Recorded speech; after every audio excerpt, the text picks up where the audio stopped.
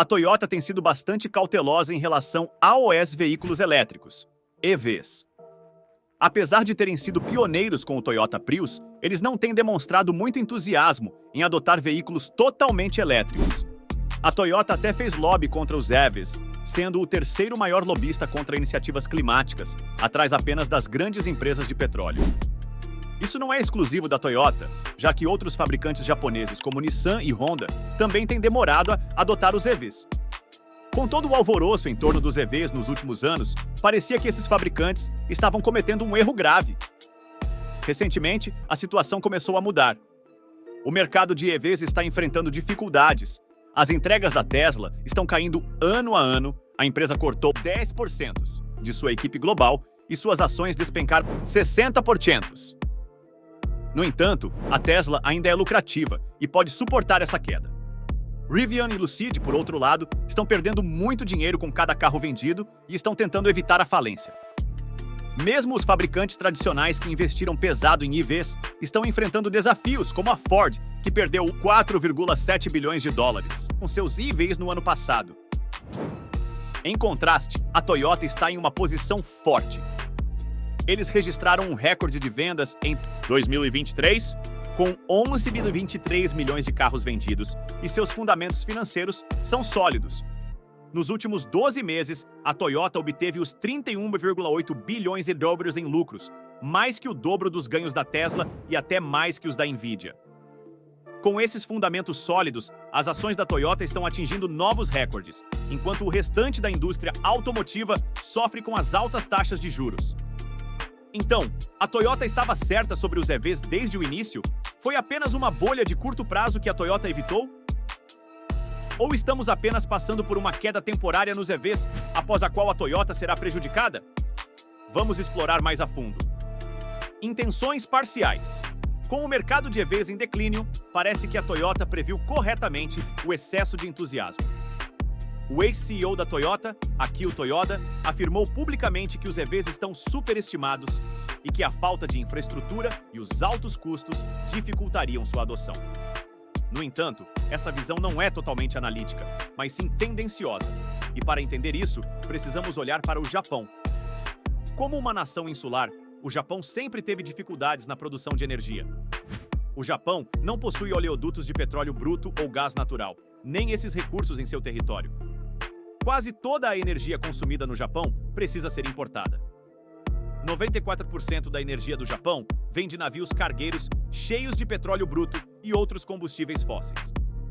A situação é tão instável que o governo frequentemente pede aos cidadãos que economizem energia para evitar apagões.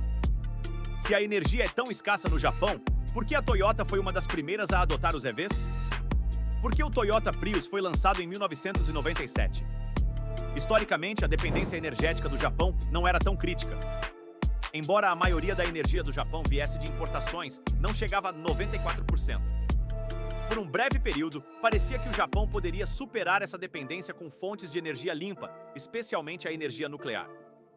Nos anos 90 e 2000, o Japão era uma das maiores potências nucleares do mundo, com cerca de 1/3 de sua eletricidade gerada por energia nuclear. Isso incentivou os fabricantes de automóveis japoneses a investir em veículos híbridos.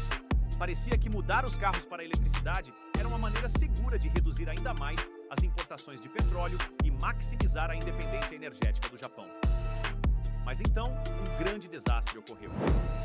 Em 2011, um tsunami e um terremoto devastadores atingiram o Japão, resultando no desastre nuclear de Fukushima. 154 mil pessoas tiveram que ser evacuadas, e Fukushima é até hoje o segundo pior desastre nuclear da história, perdendo apenas para Chernobyl. Naturalmente, o Japão reduziu significativamente o uso de energia nuclear nos anos seguintes. Em 2014, a energia nuclear representava 0% da geração de eletricidade do Japão. Desde então, houve alguma recuperação, mas ainda é uma fração do que era antes do acidente. De uma perspectiva de dependência energética, não importa para o Japão se os carros funcionam a gasolina ou eletricidade, pois ambos precisam ser importados. Isso diminuiu o entusiasmo do Japão pelos EVs, mas não os fez desistir deles. O que realmente virou o país contra os EVs foi a descoberta de uma nova fonte de combustível: o hidrogênio. descobriu-se que o fundo do oceano ao redor do Japão está cheio de hidrato de metano, Fire Ice. Cada metro cúbico de hidrato de metano pode produzir 160 metros cúbicos de gás metano, que pode ser transformado em hidrogênio. Isso explica a obsessão do Japão com o hidrogênio. Em 2017, o Japão se tornou o primeiro país a criar uma estratégia nacional de hidrogênio e, desde então, se comprometeu a investir 15 trilhões de ienes em iniciativas relacionadas ao hidrogênio. Sendo a maior empresa do Japão, a Toyota naturalmente apoia essa visão nacional. Isso inclui fazer lobby contra iniciativas de EVs, evitar a produção de EVs e promover carros a hidrogênio sempre que possível. Por outro lado, estão incentivando a adoção de carros a hidrogênio, oferecendo grandes descontos. Por exemplo, o Toyota Mirai a hidrogênio normalmente custa os 66 mil reais. Mais recentemente, a Toyota ofereceu um desconto de os 40 mil reais, financiamento a 0% e os 15 mil reais em hidrogênio gratuito, fazendo com que o carro custasse apenas 11 mil dólares. Portanto, a Toyota não estava adotando uma estratégia avançada ao evitar os EVs. Eles estavam promovendo algo que beneficiaria seu país muito mais. E os consumidores acabaram concordando, mas por razões completamente diferentes. O caso dos híbridos. A Toyota está atrasada no mercado de EVs. Eles não lançaram seu primeiro EV de mercado em massa até meados de 2022. Para comparação, a Toyota começou a vender o Mirai a hidrogênio em 2024. No entanto, enquanto a Toyota evitava os EVs, eles nunca deixaram de lado os híbridos. Eles continuaram a aprimorar a tecnologia e o sucesso do Prius, e o que antes era visto como um carro geek se transformou em um dos produtos mais populares no mercado automotivo. Não o Prius especificamente, mas os híbridos em geral. Em 2023, as vendas de híbridos aumentaram 76% em comparação com 2022. E isso faz todo o sentido quando se considera as preocupações dos consumidores em relação ao SUVs. Para muitos, os híbridos oferecem o melhor dos dois mundos. Para começar, você nunca precisa carregar um híbrido tradicional. A bateria é pequena o suficiente para ser carregada apenas com a frenagem regenerativa, melhorando a eficiência energética do veículo para 40 a 50 milhas por galão. Mas o verdadeiro sucesso está nos híbridos plug-in, que são basicamente EVs que também podem usar gasolina. Com baterias que geralmente permitem uma autonomia de 25 a 50 milhas, esses carros são ideais para trajetos diários. Se a bateria acabar, o motor a gasolina assume, proporcionando uma autonomia média de 400 milhas. Isso elimina a ansiedade de autonomia, tornando os híbridos plug-in uma solução atraente para muitos consumidores.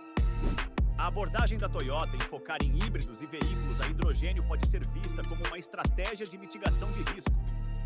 Enquanto o mercado de EVs enfrenta desafios de infraestrutura e custo, a Toyota aposta em tecnologias que podem oferecer uma transição mais suave para os consumidores e alinhamento com a política energética do Japão.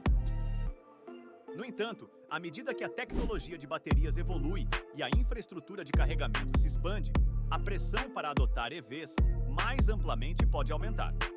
A estratégia da Toyota pode ser bem-sucedida a curto prazo, mas a empresa precisará continuar a inovar para se manter competitiva a longo prazo. O futuro dos EVs. A questão de saber se a Toyota estava certa sobre os EVs é complexa. Eles não estavam completamente errados ao serem cautelosos, mas também não estavam completamente certos ao subestimarem a inevitável adoção dos EVs. O futuro dos EVs ainda parece promissor, embora a adoção possa ser mais lenta do que alguns esperavam. A Toyota, com sua forte posição no mercado de híbridos, tem uma base sólida para se adaptar conforme a demanda por EVs aumenta. Em última análise, a estratégia da Toyota de se concentrar na confiabilidade e acessibilidade pode ser sua maior vantagem, permitindo que eles continuem a ser líderes no mercado automotivo, independentemente das tendências tecnológicas.